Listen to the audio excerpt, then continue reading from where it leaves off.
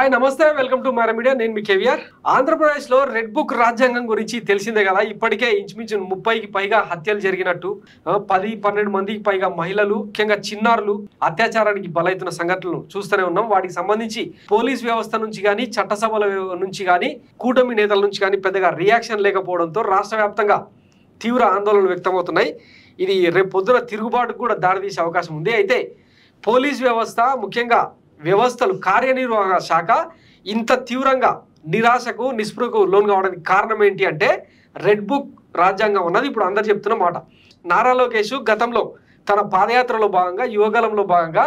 ఇంచుమించు 90కి పైగా బహిరంగ సభల్లో రెడ్ బుక్ను చూపిస్తూ అందరి పేర్లు రాసుకుంటున్నాం ఎవరెవరైతే ఉన్నారో వాళ్ళందరికీ కూడా చట్టపరంగా శిక్షలు ఇస్తామని చెప్పి ఆయన మాట్లాడిన మాటలు ఇప్పుడు అధికార యంత్రాంగంలో తీవ్రమైన ఆందోళనకు కారణమవుతోంది దానికి తగ్గట్టే ఈ ప్రభుత్వం అధికారంలోకి వచ్చిన తర్వాత ఇష్టానుసారంగా ఐఏఎస్లను ఐపీఎస్లను స్థానచలనం చేయడం కొంతమందిని లూప్ లైన్లో పెట్టడం వైసీపీకి జగన్కు అనుకూలంగా వ్యవహరించారన్న నెపంతో వాళ్ళందరినీ డిమోరల్ చేసేలాగా వ్యవహరిస్తుండడంతో మిగతా అంటే టీడీపీకి అనుకూలంగా చేసే ఐఏఎస్లు ఐపీఎస్లు కూడా కొంచెం డిమోరల్ అయినట్టుగా స్పష్టంగా తెలుస్తుంది దానికి సాక్ష్యమే ఈ రాష్ట్రంలో జరుగుతున్న అరాచకాలు వాస్తవంగా పోలీసుల సమక్షంలోనే నిన్న ఆంధ్ర ప్యారిస్గా పిలుచుకునే తెనాలిలో పోలీసుల సమక్షంలోనే ఒక బాధితుడిని దారుణంగా హింసించడం కొట్టడం ఏదైతే ఉందో ఆ వీడియో చాలా తీవ్ర దుమారం రేపుతోంది సో ఈ నేపథ్యంలో అంటే పోలీసులు టీడీపీ కార్యకర్తలు కావచ్చు జనసేన కార్యకర్తలు పెద్దగా ఎక్కడ కూడా ఈ అరాచకాలకు పాల్పడుతున్నట్టయితే పెద్దగా రాలేదు కానీ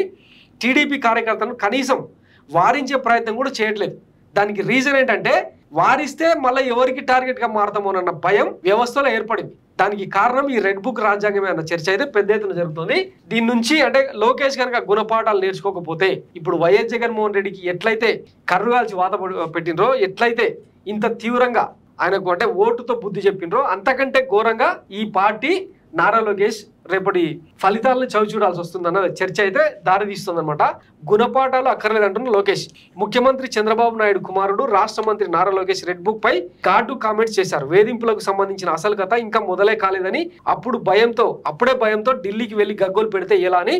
లోకేష్ ప్రశ్నించడం ప్రాధాన్యం సంతరించుకుంది అంటే ఏం చెప్పదలుచుకున్నాడు ఇప్పుడు రెడ్ బుక్ రాజ్యాంగం అమలు అయితే లేదు ఇంకా ఓపెన్ చేయకుండానే ఇన్ని దారుణాలు జరిగినాయి ఒకవేళ అది ఓపెన్ అయితే ఇంకా ఇంతకు మించి ఉంటదని చెప్పడమా ఇప్పుడు బంగ్లాదేశ్ లో అల్లర్లు జరుగుతున్నాయి తర్వాత పాలస్తీనాలో జరుగుతున్నాయి ఆ రకంగా ఆంధ్రప్రదేశ్ తయారు చేద్దాం అనుకుంటున్నారా అంటే ఏం చెప్పదలుచుకున్నారు ఆంధ్రప్రదేశ్ లో అరాచక పాలన సాగుతోందని రెడ్ బుక్ రాజ్యాంగం నడుస్తుందని ఇందుకు నిరసనగా ఢిల్లీలో జగన్ నేతృత్వంలో ధర్నా చేపట్టిన సంగతి తెలిసిందే దీంతో వైసీపీని భయపెడుతున్న దాడులు తగ్గుతాయని అంతా భావించారు అబ్బే ఢిల్లీ ధర్నా లాంటివి తనను ఏమీ చేయలేవని లోకేష్ తేల్చి చెప్పడం గమనార్హం రెడ్ బుక్ పై లోకేష్ ఏమన్నారంటే యువగలం పాదయాత్రలో దాదాపు 90 సభల్లో రెడ్ బుక్ గురించి చెప్పాను టీడీపీ నేతల్ని కార్యకర్తలను ఇబ్బందులకు గురి చేసిన వైసీపీ నాయకులు అధికారులందరి పేర్లు రెడ్ బుక్ లో రాసుకున్నా చట్ట ప్రకారం శిక్షిస్తామనే నా ప్రకటనకు కట్టుబడి ఉన్నా ఇంకా రెడ్ బుక్ తెరవగానే జగన్ ఢిల్లీ వెళ్లి గగ్గోలు పెడుతున్నారు అని కామెంట్స్ చేశారు జగన్ తో పాటు వైసీపీ నాయకులు రెడ్ బుక్ రాజ్యాంగం నడుస్తుందని ఎంతగా గగ్గోలు పెట్టినా తాను వెనక్కి తగ్గేది లేదని లోకేష్ స్పష్టం చేశారు చట్టం ప్రకారం శిక్షించేలా చేస్తామని లోకేష్ చెబుతున్నప్పటికీ మన వ్యవస్థలో అవి ఎవరి చేతుల్లో ఉన్నాయో అందరికి తెలుసు చట్టాలన్నీ అధికార పార్టీ చుట్టాలని ప్రత్యేకంగా చెప్పాల్సిన పని లేదు ఈ నేపథ్యంలో రెడ్ బుక్ రాజ్యాంగం రానున్న రోజుల్లో బలంగా అమలవుతుందని లోకేష్ నేరుగా చెప్పారు ఇలా వేధిస్తూ పోతే అంతం ఎక్కడ ఇలా అధికారంలోకి వచ్చినప్పుడల్లా ప్రత్యర్థుల్ని గత పాలనలో పనిచేసిన అధికారులను వేధిస్తే అదే సంప్రదాయంగా మారితే భవిష్యత్తులో తాము కూడా ఇబ్బంది పడాల్సి వస్తుందని లోకేష్ ఎందుకు గ్రహించలేకపోతున్నారో మరి రాజకీయాల్లోకి వచ్చిన మొదలు అందరూ కలిసి తనను ఇబ్బంది పెట్టారని అక్కస్తోనే జగన్ విపరీత పోగడలకు వెళ్లారు దాని ఫలితాన్ని ఎన్నికల్లో అనుభవించారు ఇప్పుడు లోకేష్ అదే పంతంలో నడుస్తారని చెప్తున్నారు కాలం నేర్పిన గుణపాఠాలు నేర్పకపోతే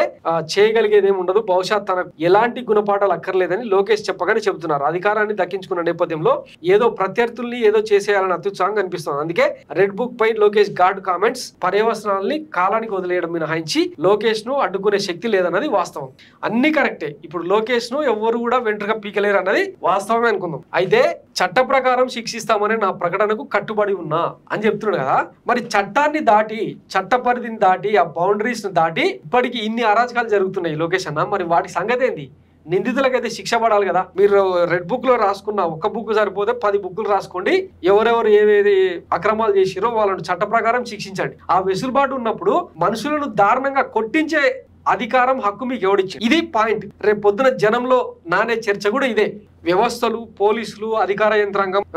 అందరూ మీ దగ్గర ఉన్నప్పుడు, కోర్టులలో కూడా మీ మాట చెల్లుబాటు అవుతున్నప్పుడు వాళ్ళని చట్టపరంగా శిక్షించకుండా ఇట్లా దాడులు, హింసను ప్రేరేపించేలాగా మీకు చేసే హక్కు ఎవడిచ్చిండు? మొన్న ఢిల్లీ వేదికగా మొత్తం ఇండియా కూటమిలోని పార్టీలందరూ కూడా ఇదే ప్రశ్న. మీకు ఎంత మాత్రం పాలించే అర్హత లేదు, మరో మణిపూర్ లాగా, మరో బీహార్ లాగా రాష్ట్రాన్ని తయారు చేస్తున్నారని అందరూ విమర్శించారు అన్నమాట. రాష్ట్రం పరువు ఢిల్లీ వేదికగా పోతుంది. అక్కడ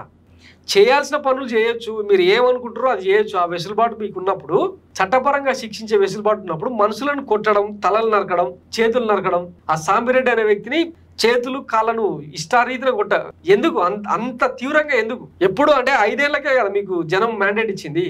5 ఏళ్ల తర్వాత వాళ్ళొచ్చి కూడా ఇట్లనే చేయాలా? ఒకసారి ఆలోచించాలి. ఇది ప్రజాస్వామ్యం. ప్రపంచ దేశాల్లో మనకంటూ ఒక గుర్తింపు ఉంది. భారతదేశానికి అత్యంత అంటే పారదర్శకంగా ఉండే ప్రజాస్వామ్య దేశం, అత్యంత బ్యూటిఫుల్గా అంటే స్వేచ్ఛ, సమానత్వం అనేది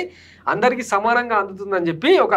గొప్ప గొప్ప సూక్తులు, సందేశాలు మీ నాయన లాంటి వాళ్ళు ఇస్తుంటారు. రాజ్యాంగానికి కట్టుబడి ప్రజాస్వామ్య బద్ధంగా పాలిస్తామని చెప్పి అసెంబ్లీ వేదికగా ఎన్నోసార్లు లెక్చర్లు ఇస్తుంటాడు. దాన్ని క్రాస్ చేసే లిమిట్స్ మీకు ఎవడిచ్చిండు? దీన్నైనా దృష్టిలో పెట్టుకొని